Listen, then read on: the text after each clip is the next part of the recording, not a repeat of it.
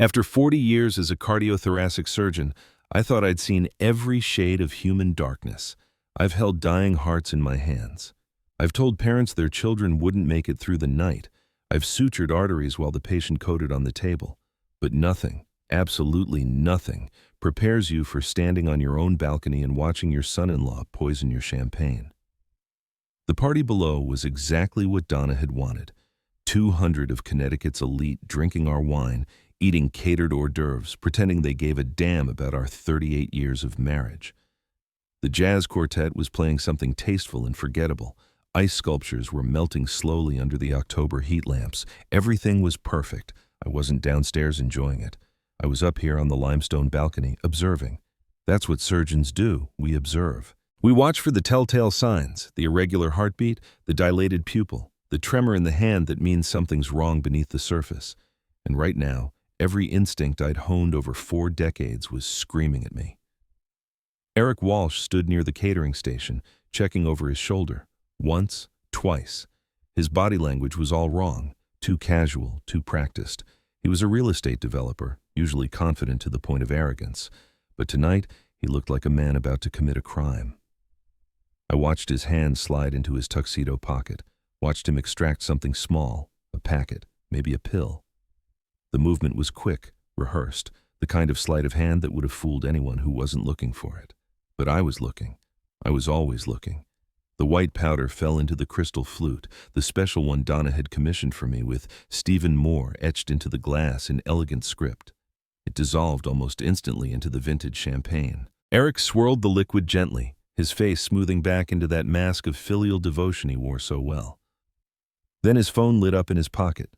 I was close enough, my vision still sharp at 68, to read the text he typed. Done. 10 minutes. Get the car ready. My heart rate didn't spike. My hands didn't shake. Panic is for residents fresh out of medical school, for people who haven't spent their entire adult lives making life or death decisions with a scalpel. The powder was likely fentanyl, maybe carfentanil, something synthetic and deadly. He wanted me dead or incapacitated before the night was over. A convenient heart attack for a man my age, tragic, unexpected, and extremely profitable for the grieving son-in-law. I didn't scream. I didn't call security. I didn't rush downstairs in a blind panic.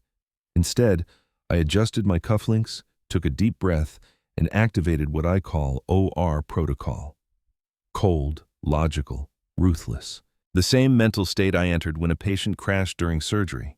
Emotion is the enemy of precision. I descended the grand marble staircase. The noise of the party washed over me. Laughter, clinking glasses, the hollow warmth of high society. Donna was across the room, accepting compliments on her emerald Dior gown, completely oblivious that the man she treated like a beloved son was about to murder her husband. Eric saw me approaching. His face lit up with that practiced smile, the one that had fooled my family for 4 years. He grabbed the silver tray with both champagne flutes, poisoned glass on the right. I knew because I'd watched him place it there. "Dad!" Eric called out, his voice dripping with false warmth. "There you are. We've all been waiting. Can't start the speeches without the guest of honor." He held the tray toward me. The poisoned glass was positioned perfectly for my right hand. Eric knew I was right-handed, every detail calculated. I reached out. Then, like a gift from the universe, wealthy donor Charles Thompson called Eric's name from behind him. "Eric, I need to talk to you about that waterfront property." Eric's head turned for exactly 1.5 seconds. That's all I needed. 40 years of microsurgery had given me hands that could tie off a bleeding vessel before the monitors even registered the pressure drop. Hands that could remove a brain tumor the size of a grape without damaging a single neuron. Switching 2 champagne glasses? Child's play. My right hand crossed over, sliding the safe glass to the right position while my left moved the poisoned glass to the left. The movement was fluid, invisible, the same economical precision I used when clamping an aorta. When Eric turned back, I was holding the glass on the left, the clean one. He picked up the glass on the right, the one laced with enough fentanyl to stop a horse's heart. He had no idea he'd just sealed his own fate. "To 38 years of happiness," Eric said, raising the poison to his lips. His smile was predatory, triumphant. "And to your health, Dad. May you be with us for a long, long time." "To health," I replied, staring directly into his eyes. "You never know when it might run out." Eric drank, drained the entire glass in one long swallow, eager to get the job done. I took a polite sip of mine. Excellent champagne. A shame he'd ruined a perfectly good glass of Dom Perignon. The jazz band stopped playing. The room fell silent as Eric tapped a spoon against his now empty glass. It was time for the toast, and Eric loved being the center of attention almost as much as he loved other people's money. "Friends, family," he began, his voice booming across the ballroom with practiced confidence. "We're here tonight to celebrate Stephen and Donna Moore, two pillars of our community, two people who've taught me so much about love, family, and sacrifice." I stood a few feet away, watching him with clinical detachment, counting the seconds. 1 minute. He was fine. 2 minutes. A bead of sweat appeared on his temple. He loosened his tie slightly. 3 minutes. His speech began to falter. The legacy that they've built, I just want to say that the sacrifice. He stopped, blinked rapidly. From where I stood, I could see his pupils constricting to pinpoints. Meiosis. Classic opioid toxicity. The drug was hitting his central nervous system, his brain forgetting to tell his lungs to breathe. Eric swayed on his feet. A few guests chuckled nervously, assuming he'd indulged in too much pre-dinner wine. Donna looked at me, confused. "Brandon?" someone called out. Wrong name, but the concern was real. Eric's face had gone pale. He looked at me, and I watched confusion transform into terror as some primal part of his brain realized something was catastrophically wrong. The glass," he slurred, his words thick and heavy. He tried to point at me, but his arm was too heavy. He switched. Then gravity took over. His knees buckled. He crashed forward, taking the head table with him. The sound of shattering crystal and fine china echoed through the ballroom like a gunshot. Someone screamed, then everyone was screaming. Victoria, my daughter, Eric's wife, shrieked his name with a terror that cut through me like a scalpel. I didn't hesitate. I sprang into action, not as the target of an assassination attempt, but as what I'd been trained to be. "Stand back," I commanded, my voice cutting through the panic like it had cut through thousands of OR emergencies. "I'm a doctor!" I dropped to my knees beside Eric. He was seizing now, foam gathering at the corners of his mouth, eyes rolling back into his head. To everyone watching, I looked like a desperate man trying to save his family. I loosened his collar, checked his airway. My hands moved with practiced efficiency. But while everyone watched my visible actions, my right hand was doing something else entirely. I slid it into the inner pocket of his tuxedo jacket, felt the small, crinkled texture of paper. The empty packet wrapper. I palmed it instantly, sliding it into my own pocket before anyone could see. Evidence.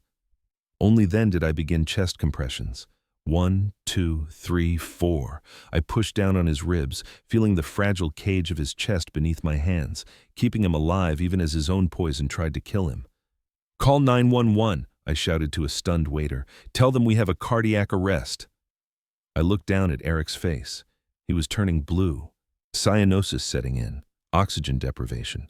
He was dying right there on my Persian rug, killed by his own greed. As I pumped his chest, keeping him suspended in that liminal space between life and death, I leaned close to his ear, close enough that only he could hear me over the chaos. "I saw you, Eric," I whispered, my voice cold as a scalpel. "I saw you drop it into my glass, and now you're going to tell me everything." His eyes flickered open for just a second, filled with absolute horror, before rolling back again. In the distance, sirens began to wail. The paramedics burst through the front doors exactly 7 minutes after the 911 call. Excellent response time. They loaded Eric onto the gurney with efficient, practiced movements, while Victoria sobbed beside them, clutching her husband's limp hand. Donna had fainted into a waiter's arms, overwhelmed by the sudden violence of it all.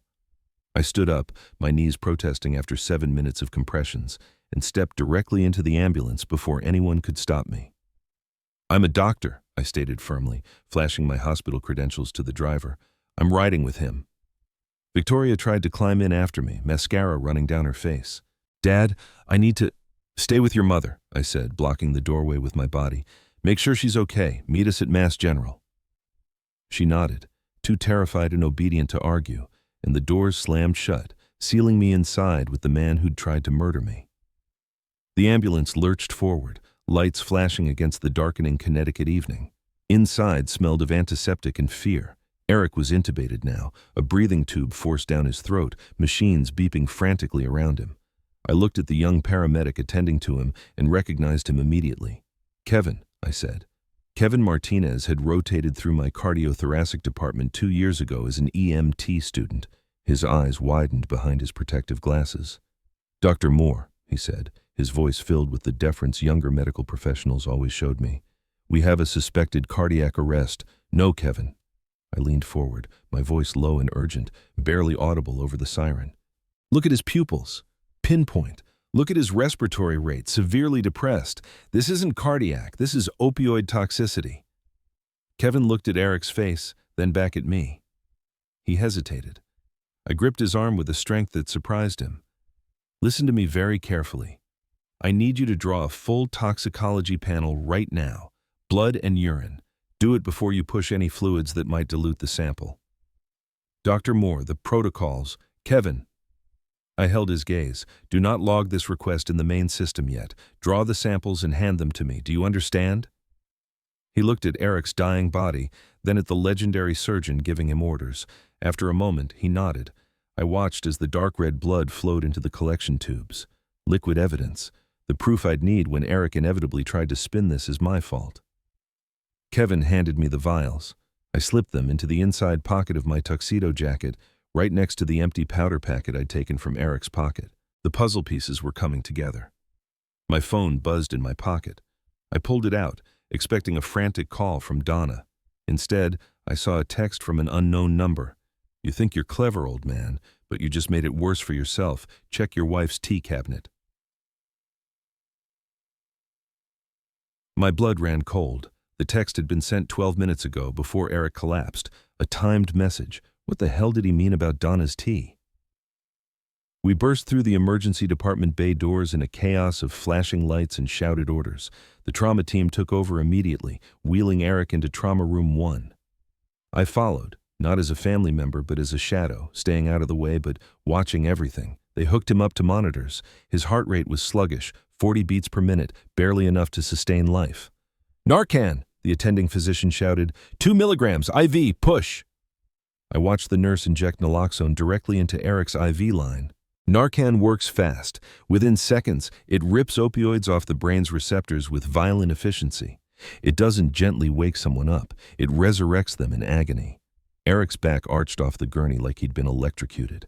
A guttural choking sound tore from his throat as the breathing tube was removed. His eyes flew open, wide and bloodshot, scanning the room in absolute terror. He was looking for death. He expected to see the afterlife. Instead, he saw fluorescent lights, nurses, and me standing at the foot of his bed, perfectly composed in my tuxedo. Our eyes locked. I offered him a small, cold smile. The cardiac monitor began screaming. His heart rate skyrocketed from 40 to 150 in seconds. The machine wailed its warning. "He's crashing," a nurse shouted, reaching for the crash cart. "No, he's not," I said calmly from my corner. "He's terrified." Eric tried to sit up, fighting against the restraints they'd placed on his wrists. He pointed a shaking finger at me, foam flecking his lips. "Him!" he screamed, his voice a raspy shriek that silenced the entire trauma bay. "It was him! He switched the glasses!" Everyone froze. Doctors stopped. Nurses turned to stare at the distinguished older gentleman in the expensive tuxedo. Eric coughed violently, but he didn't stop. He looked like a cornered animal. "He tried to kill me," Eric yelled, his voice rising to a hysterical pitch.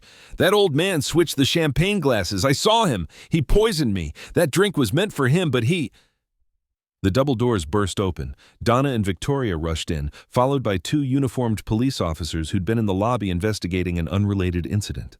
They'd arrived just in time to hear Eric's accusation. "Eric!" Victoria cried, rushing to his bedside. "Oh my God, you're alive!" Eric clung to her hand, playing the victim with Oscar-worthy commitment. He pointed at me again, his hand trembling. "Vicky, get him away from me. Your father is insane. He drugged my drink. I saw him switch the glasses right before the toast. He wants me dead." Donna stopped in the middle of the trauma room. Her carefully applied makeup was smeared from tears, her hair disheveled. She looked from her sobbing daughter to her frantic son-in-law. Then she turned to look at me. I waited. Waited for my wife of 38 years to defend me. waited for her to tell this lying bastard that her husband was a healer, a man who dedicated his life to saving people. But I saw doubt cloud her eyes. I saw the hesitation. "Why, Stephen?" Donna whispered, horror seeping into her voice. "Why would you do such a thing to him?" The betrayal hit me harder than any physical blow could have. She believed him. Without a shred of proof, without even hearing my side, she believed the charming son-in-law over her own husband. One of the police officers, a tired-looking woman with sharp eyes, stepped forward, pulling out a notepad. "Sir," Officer Sarah Williams said, her voice professionally flat, "we need to ask you some questions about a serious accusation." I didn't flinch. I didn't raise my voice. Instead, I reached into my jacket pocket. Officer Williams's hand twitched toward her holster, thinking I was going for a weapon. I moved slowly, deliberately, pulled out the crystal champagne flute I'd carried with me from the party, wrapped carefully in a linen napkin. "I suggest you take this into evidence, officer," I said calmly, holding out the glass. "My son-in-law claims I poisoned him. This is the glass he drank from. It has his fingerprints on it, his saliva on the rim, and if you test the liquid residue at the bottom, I guarantee you'll find fentanyl, enough to kill 3 men. Officer Williams blinked, confused by my cooperation. She took the glass carefully, bagging it as evidence. "If you poisoned him, sir," she said slowly, "why would you hand us the murder weapon?" "Because, officer," I replied, staring directly at Eric's pale, sweating face. "I'm not the one who put the powder in that glass. I'm just the one who refused to drink it." Eric went white as a sheet. He'd just realized his fatal mistake. He'd admitted there was poison. He'd admitted the glasses were switched. He'd bet everything on the assumption that no one would believe I was fast enough or ruthless enough to turn his own trap against him. And looking at Donna's fearful face, at Victoria's confusion, he might have been right. "Dr. Moore," Officer Williams said with a sigh, "I'm going to need you to come down to the station. We need to sort this out." I nodded, adjusted my cuffs, looked at my wife one last time. "Donna," I said, my voice devoid of emotion, "don't sign anything until I return, and don't give him access to the accounts." She turned away from me, moving instead to hold Eric's hand. The line was drawn. Robert Hayes arrived at the precinct like a force of nature, 62 years old, silver-haired, wearing a $3,000 suit even at 11:30 at night. We'd been friends for 30 years. He'd handled my contracts, my estate planning, every legal matter I'd ever had. He had me out in 90 minutes. "They've got nothing," Robert said as we walked to his Mercedes in the parking lot. "Circumstantial at best. The toxicology screen won't be back for 48 hours, and even then, chain of custody on that blood sample is questionable since it wasn't properly logged." "He texted me," I said, climbing into the passenger seat. "Before he collapsed. Told me to check Donna's tea cabinet." Robert glanced at me sharply as he started the engine. "What does that mean?" "I don't know, but I'm going to find out. Stephen, you should come to my place, or a hotel, going back to the estate right now." "I need to go home, Robert. I need to see what he's talking about." The ride back was silent. Gravel crunched under the tires as we pulled up to the house, dark and looming, a monument to a life that had just been blown apart. "Wait here," I told Robert. "I won't be long." I entered through the side door, bypassing the master bedroom where Donna would eventually return. I went straight to the kitchen, to the walk-in pantry where Donna kept her carefully curated collection of organic teas, herbal supplements, and wellness products she ordered from expensive boutiques. Her nightly tea ritual, lavender chamomile, every night for the past, how long? I found the tin easily. Elegant silver container with a French label. I opened it. The tea looked normal, smelled normal, but I'd spent 40 years in medicine. I had access to field test kits in my home office for exactly these kinds of situations. 5 minutes later, I was staring at the results. Positive for benzodiazepines, positive for scopolamine. My hands started to shake. Scopolamine. Devil's breath. In tiny doses, it treated motion sickness. In higher doses, it made people docile, suggestible, compliant. It broke down free will, turned people into obedient zombies. Eric had been drugging my wife. I pulled up Donna's credit card statements on my laptop. I had access to all our accounts. Traced the tea purchases back, 18 months. For 18 months, Eric had been systematically poisoning Donna's brain chemistry, making her dependent on him, turning her against me. Her coldness, her sudden devotion to Eric, her defense of him against all logic, her irrational anger at me. It wasn't entirely her fault. She'd been chemically manipulated. I sat in my study, the test results in one hand, my phone in the other. This wasn't just attempted murder. This was warfare. And Eric had just made a fatal miscalculation. He'd shown me the full scope of his plan. He'd revealed that he wasn't just after my money. He wanted to destroy my family completely. I called Robert. "I need you to file an emergency motion first thing tomorrow morning," I said. "We're freezing all accounts Eric Walsh has access to. Every credit card, every line of credit, every bank account. Cut him off completely." "Stephen, that's aggressive. He's been drugging Donna for 18 months, Robert. Scopolamine. I just tested her tea. He's been chemically manipulating her brain to turn her against me. This isn't aggressive. This is survival." A long pause on the other end. "I'll have the papers ready by 8 a.m. I hung up, looked at the positive test results, at the credit card statements showing Eric's business account purchasing Donna's special tea blend. The surgery was about to begin, and I never lose a patient on the table. The motion was filed at 8:07 the next morning. By 8:15, every account Eric Walsh had touched was frozen. I monitored the fallout from my hotel suite. My phone sat silent. I'd blocked Donna's number. Whatever panic she was experiencing could wait. At 8:47, Mass General's billing department called Eric's room. His platinum card was declined. The VIP suite no longer covered. By 9:15, orderlies were moving him to a shared room in General Ward. My phone finally rang at 9:43. "Stephen," Donna's voice was frantic. "My card was declined. They're moving Eric out of his private room." "Good morning, Donna," I said calmly. "I froze the accounts. Every credit card, every line of credit Eric has access to. As of this morning, he's broke. You can't do that. I'm your wife. It was our money when you were my partner. Now that you've financed a war against me, it's my money." "Stephen, please." I heard scuffling. The phone was snatched away. "Listen, you old bastard," Eric's raspy voice snarled. "You think you're clever? You forgot something. The basement." My blood went cold. The basement, where I kept 40 years of patient files. "I found the Romano file," Eric continued. "November 1998, gunshot wound to the parietal lobe. But your police report said construction accident. You falsified federal documents, Stephen. Covered up a crime." Vincent Romano, the construction company owner whose nephew I'd saved, operating on my dining room table at gunpoint to protect Amber. "That was a long time ago," I said carefully. "Doesn't matter. Imagine what the medical board will do when they find out. Your legacy becomes trash." Eric laughed. "I want the accounts unlocked, $5 million in an offshore account, by noon, or those files go to every newspaper in Boston." "You're blackmailing me." "I'm negotiating. 3 hours, Stephen. Tick-tock." The line went dead. 20 minutes later, I stood in Robert's office. "Is it true?" Robert asked quietly. "Did you falsify the Romano documents?" "They came to my house at 2 a.m., put a gun to my head. Said they'd kill Amber if I didn't save the boy, or if I called police. So I operated, then wrote it up as an accident." I met his eyes. "I did it to keep my daughter alive. If Eric releases those files, I know, but I'm not paying him." I walked to the window. "I'm going to visit Vincent Romano." "Stephen, you can't ask him to—" "I saved his nephew's life. He owes me a debt. I'm not asking for murder, just making sure Eric understands those files are never to be discussed. Ever." Robert's face went pale, but he nodded. Vincent Romano met me at his construction office 2 hours later. When I explained the situation, his face hardened.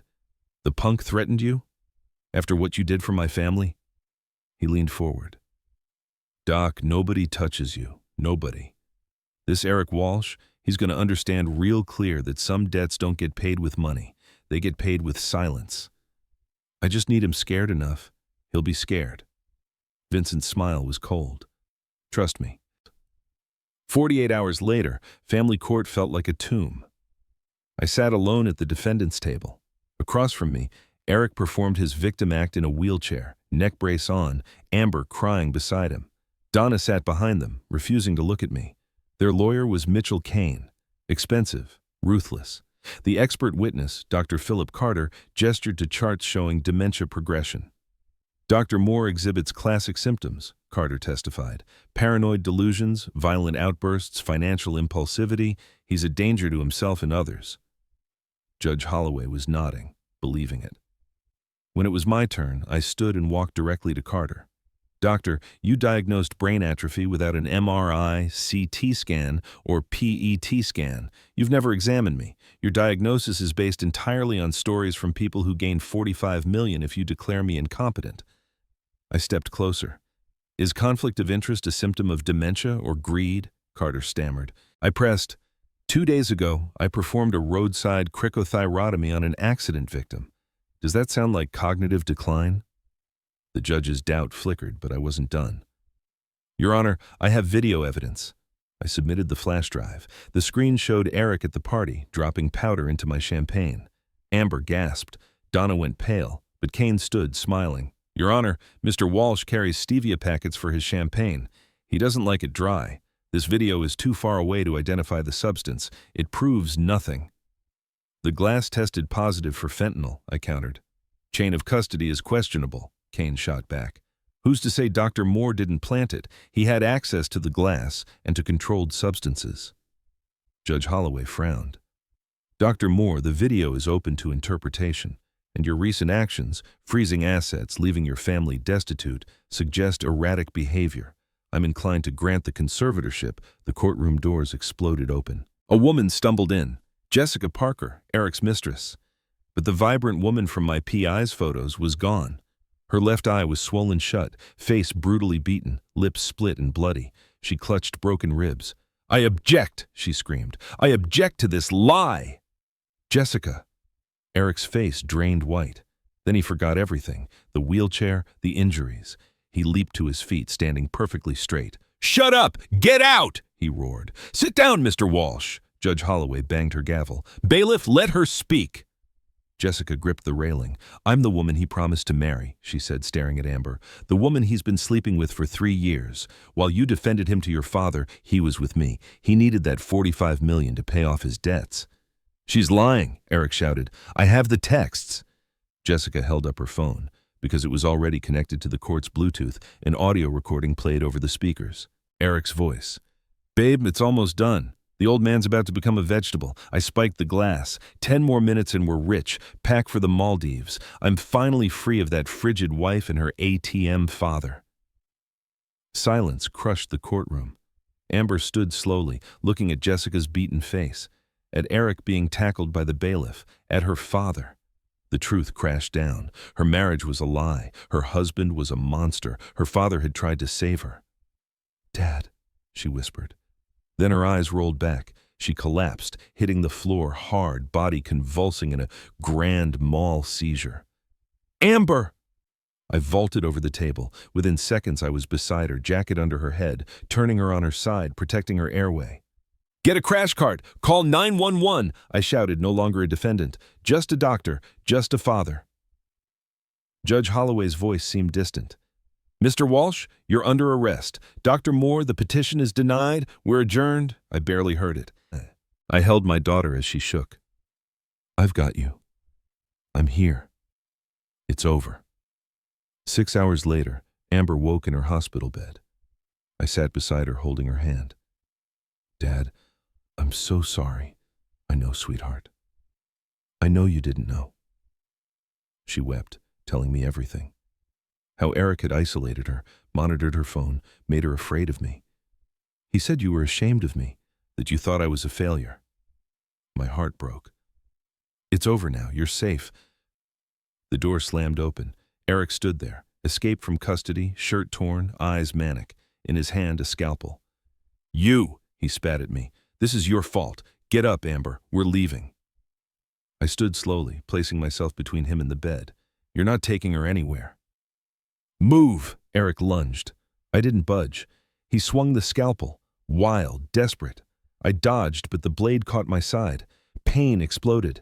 Dad! Amber screamed. I grabbed the IV stand, heavy steel, and swung it at his throat. The larynx, vulnerable cartilage. The impact made a sickening crunch. Eric dropped the scalpel, clutching his crushed throat, gasping, unable to breathe. He collapsed to his knees, but as he fell, his flailing hand found the blade again, drove it forward into my abdomen. I staggered back, hit the wall, slid down. Blood spread across my shirt. "Dad!" Amber was beside me instantly, hands pressing on the wound. "Help! Somebody help!" Security burst through the door, guns drawn. They tackled Eric, handcuffed him. I looked at Amber through the spinning darkness. She was terrified, but she was acting, applying pressure, checking pulse. She was surviving. "I'm okay," I wheezed. "Missed the liver, just muscle. Don't talk, Dad, please." Past her, I saw Eric being dragged away, still gasping for air. Our eyes met one final time. No arrogance left, only fear. I closed my eyes as the trauma team arrived. I'd won. I'd saved her. The tumor was removed. Now the healing could begin. 3 days later, I sat in my hotel suite, a bandage wrapped around my torso. The wound wasn't serious. Shallow cut, 12 stitches, missed all the vital organs. But the emotional toll was crushing.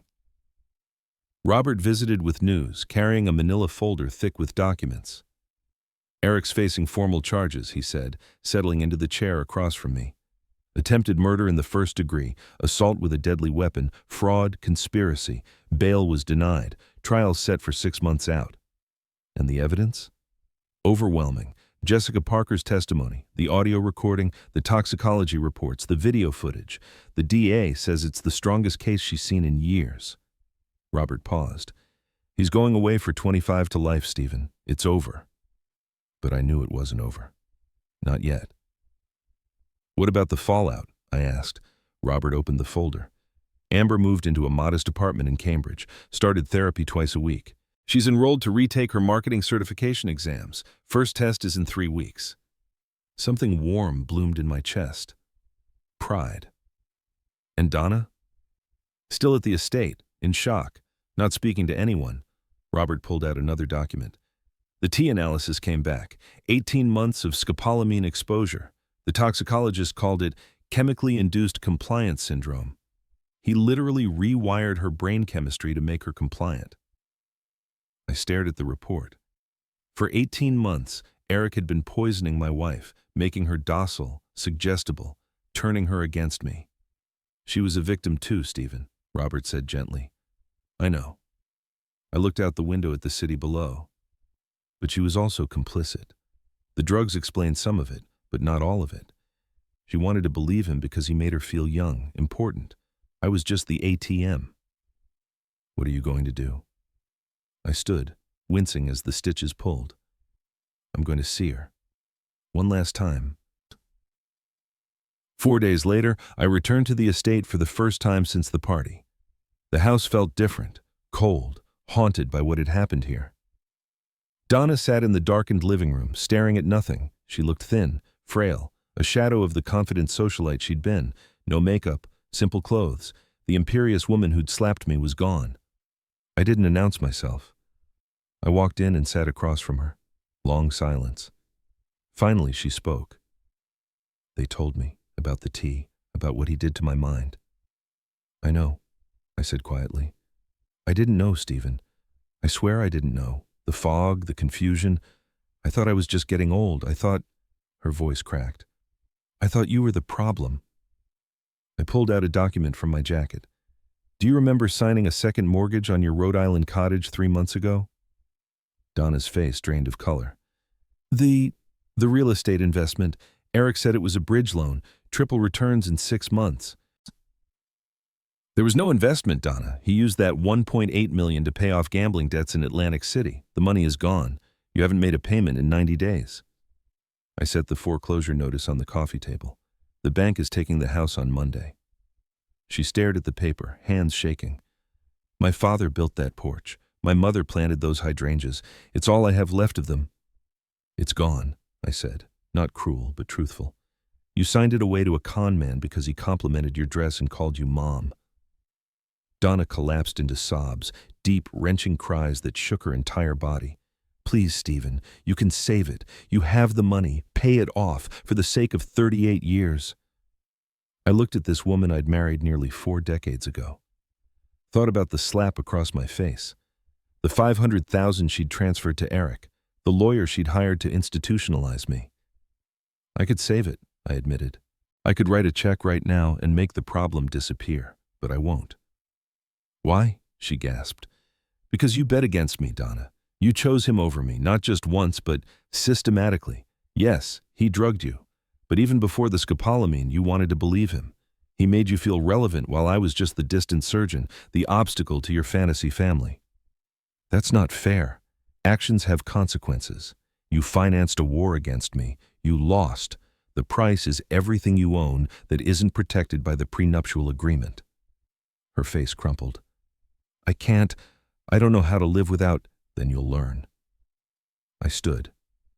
I'm filing for legal separation. Not divorce, not yet. I'll pay alimony sufficient for a modest lifestyle, but the estate, the cars, the country club, the cottage, all gone. You're going to learn to budget, cook your own meals, pay your own bills. Stephen, please. The T analysis will be submitted to court, I continued. Your drugging will be documented. You were a victim, Donna, but you were also complicit. The scopolamine lowered your inhibitions, but it didn't create your resentment. That was already there. I walked to the door, paused with my hand on the frame. Stupidity has a price. You've never paid a bill in your life. Now you will. I left her sobbing in the house we'd built together, the sound of her crying following me out into the cold October air. 2 weeks later, I met Amber at a small coffee shop in Cambridge.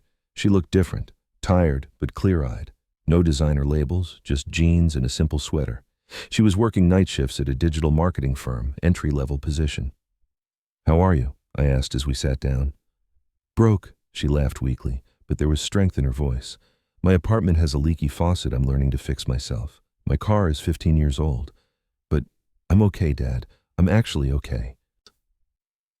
She told me about therapy, about learning to recognize manipulation patterns, about rebuilding her sense of self-worth from the ground up.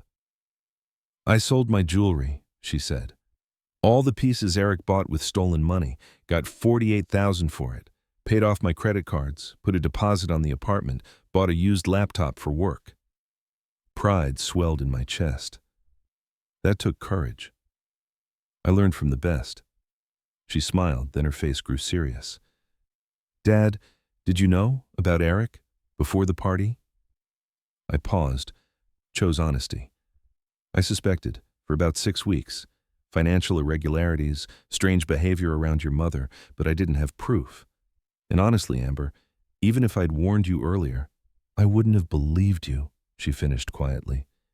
He'd isolated me so completely that any accusation from you would have driven me closer to him. Exactly. I had to wait for him to make a mistake. I had to use myself as bait. She reached across the table, took my hand. Thank you for not giving up on me, for fighting for me even when I was fighting against you. Always, I said. You're my daughter. I'll always fight for you. We sat in comfortable silence for a moment, then Amber spoke again. What about Mom?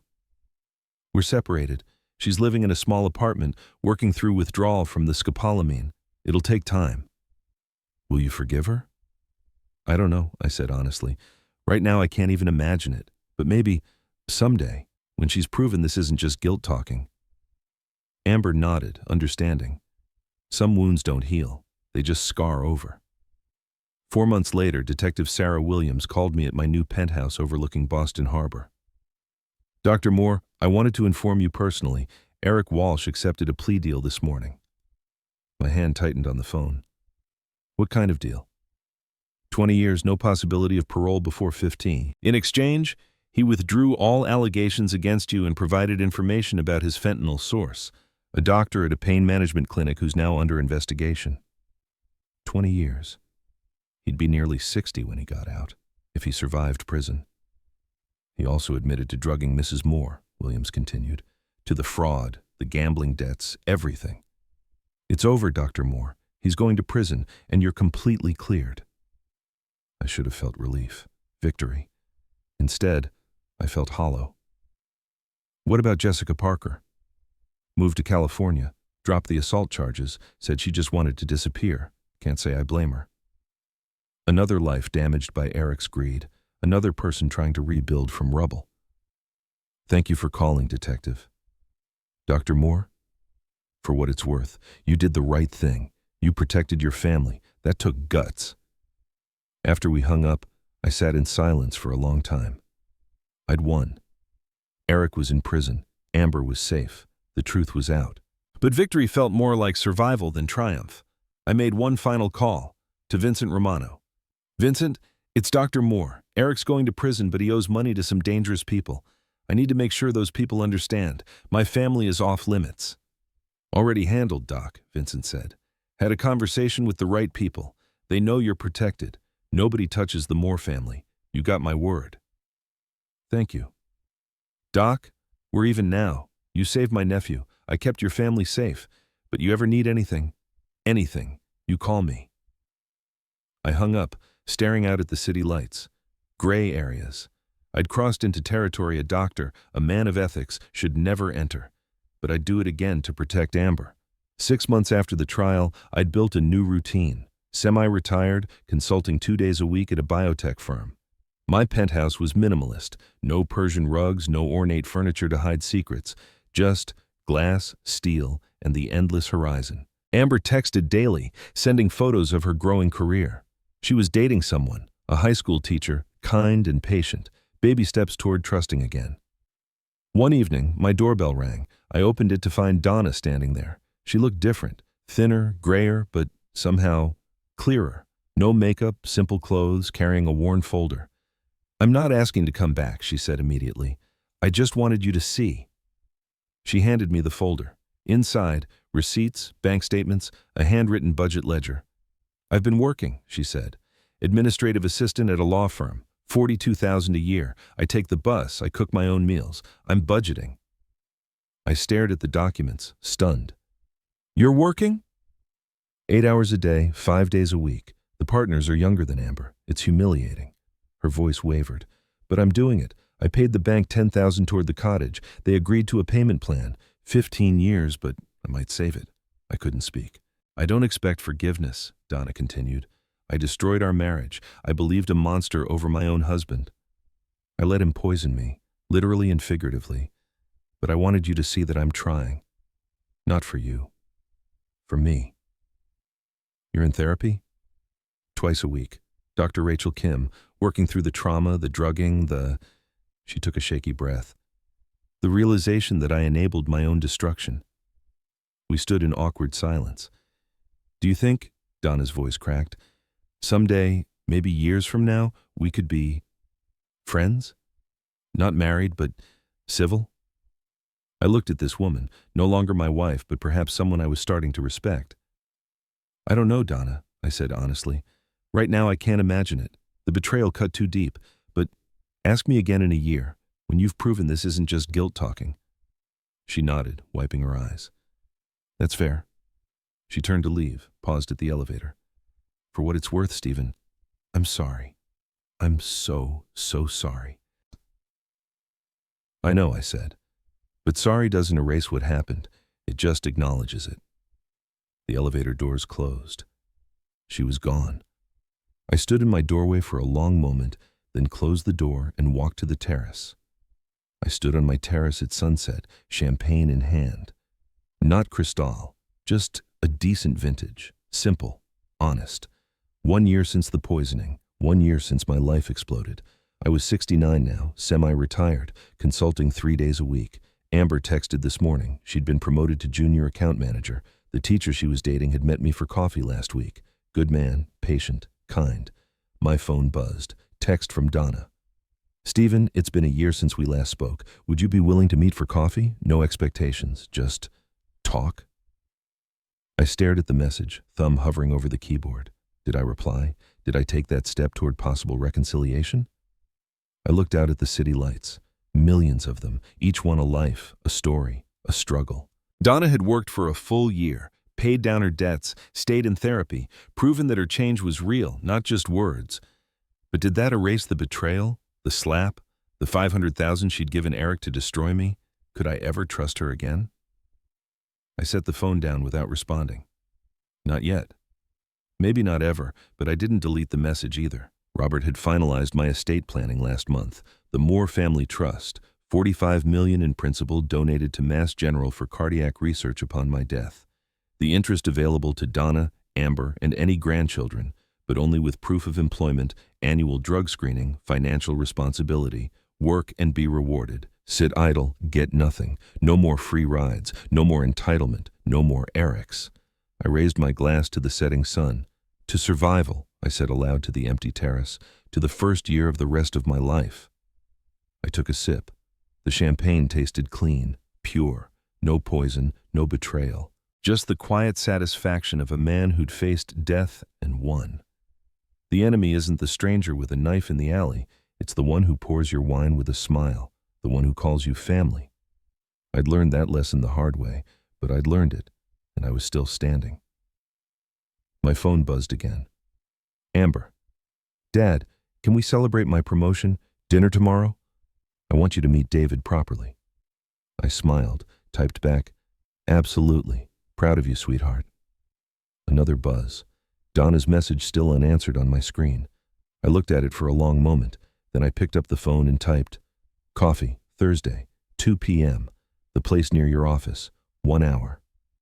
I hit send before I could second-guess myself. Not forgiveness, not reconciliation, just a conversation. One small step into unknown territory. Maybe it would lead somewhere, maybe it wouldn't.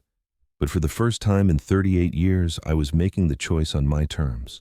No poison, no manipulation, no lies. Just the truth, cold and clean as a scalpel. I drained my champagne glass and set it on the railing. Below me, the city moved on, indifferent to one old surgeon's quiet victory. But that was okay. I wasn't looking for applause. I was looking for peace. And standing here, alone but not lonely, scarred but surviving, I thought I might actually find it. The sun dipped below the horizon, painting the sky in shades of orange and purple. A new day was coming, and for the first time in a very long time, I was ready for it.